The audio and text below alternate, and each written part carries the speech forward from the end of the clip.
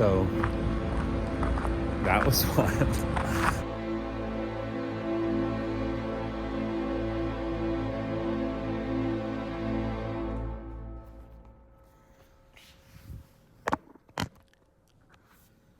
Hello, my name is Larkin Poynton Olavarria, and this is me a little over 3 years ago in a small room at the back of a local rec center in Longmont, Colorado, doing what I think I do best, creating. And for the past decade and some change, I've had the incredible privilege and honor of being able to live out my passion full time through a crazy blend of luck, an immense amount of hard work, and a ridiculous amount of support. I've been able to dance, choreograph, perform, direct, edit, illustrate, build businesses, events, and I've dedicated myself entirely to fostering and building a life that blends community, connection, and creativity. But I ran out of gas. I had been working constantly, traveling full-time for over a decade, and I couldn't do it anymore. I wasn't taking care of my body or mind, and I felt like it was impossible to proceed at the rate I was going. Also, many of the people who I had started this creative path with had moved on. They had started families, started different careers, and had moved on to different phases of their life. To put it plainly, I was done. I was at a precipice, and I didn't know in which direction to go.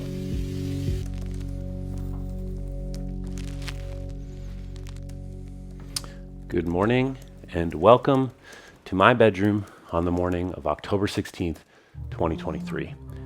On this morning, I was doing what I would do every morning at the time. I would wake up, check my email, and research graduate programs and other ways in which to pivot. Like I said earlier, at this point in my life, I felt like I was done. I felt like it was time to move on, and I felt like it was time to hang up my proverbial dancing shoes. I was super proud of all the work I had done up until this point, but none of it ever really felt like it was a fit or a match for what I really wanted to be doing. And the artistic work that I wanted to be doing felt out of reach. It felt like there was a glass ceiling, and no amount of hard work or hustling or grinding would get me there.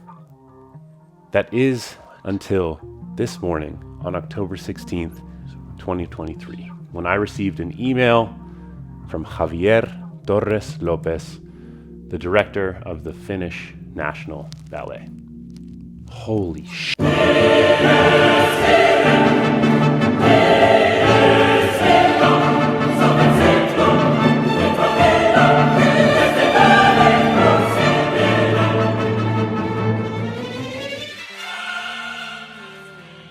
I have never been one to believe in a so-called big break. Something that I have believed in, though, is consistency. Consistently showing up and doing the work. When you do want to, when you don't want to, when it's necessary, when it's not necessary, when it's fun, or when it's not fun at all. And I've always believed that above all else, will get you moving towards where you want to go. It's not sexy, it's not some Hollywood film, and it's not something that other people would look upon and think about how incredibly astonishing, inspiring, and amazing it is. But it works. And all the commercial work or industry work that I had done up until this point felt like a product of that consistency, but it didn't feel like the right path or the right way for me. And all the work that I had done with Project Home, with teaching, and all of my passion projects and films felt so good and so inspiring and so right, but there's a natural point at which that consistency just felt undoable and unsustainable. At the time when I was confronting this precipice, it felt like I was at the edge of a black void. And so many of the people who I knew and loved, admired and trusted were heading in the opposite direction. And that's okay. This was my precipice to confront. And like Joseph Campbell would say, you enter the forest at the darkest point where there is no path. And it is only by doing this that you can realize your full potential. The only problem was I didn't feel like I had the energy to take that step into the forest or to jump into the black void.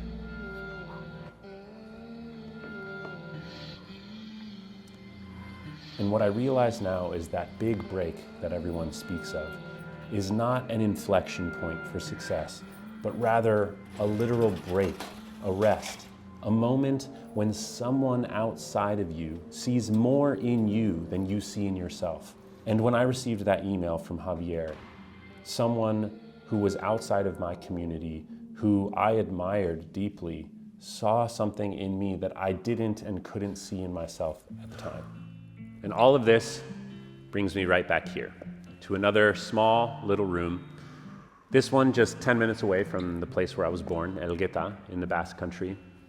And I recently saw a clip of Andre 3000 where he was talking about the power and the greatness of these small little rooms. And as an artist, as a dancer, and just as a person, I think I deeply resonated with that.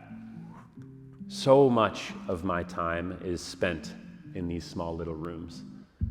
And I think that they provide to me and to, I think, all of us, a small, safe space that provides intimacy, that provides warmth, and that provides a sense of home that allows for the stories that live inside us, the pain, the love. It allows for all of that to feel safe enough to be let out and to come into the world. And for the past 3 years, myself and the team have been spending countless hours in little rooms just like this one to build this piece called Hegoak, which means wings in Basque. And I think that if I'm to be totally honest, coming from this small little room and bringing this piece into a very different looking room and bringing it to the Finnish National Ballet, so much fear and anxiety and just fear comes to my body, to my mind. I can feel it right now as I'm shaking.